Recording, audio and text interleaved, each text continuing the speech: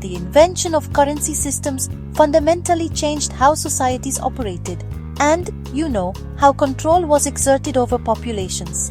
While early forms of money definitely facilitated trade and economic growth, over time, currency systems were used as tools of control by rulers, states, and empires. Here's how.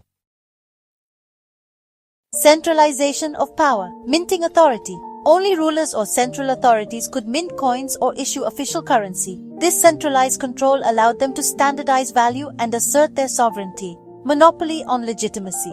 By controlling what counted as real money, authorities could force people to use state-sanctioned currency for taxes and trade, consolidating economic power. Taxation and tribute.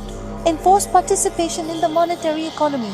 States demanded taxes be paid in currency rather than goods or labor. This forced people into the market economy, compelling them to work for wages or sell goods to acquire currency. Cycle of dependency. To pay taxes in money, individuals had to participate in state-approved economic activities, often under exploitative conditions. Manipulation of value. Debasement of currency. Rulers could reduce the precious metal content in coins, like, for example, adding copper to silver coins, while keeping the face value the same, essentially creating more money for themselves while eroding public wealth. Inflation as a tool. Intentional or poorly managed inflation could redistribute wealth or control population behavior, often hurting the lower classes most.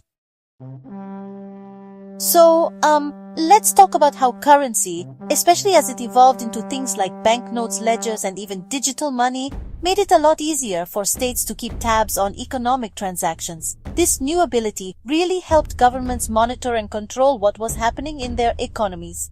And with these currency systems in place, it also became common for authorities to require licenses and permits for businesses to operate. That meant even more regulation and oversight, strengthening the state's grip on economic life. Debt has long been used as a mechanism of control. From ancient Mesopotamia to modern banking, credit systems tied people to obligations.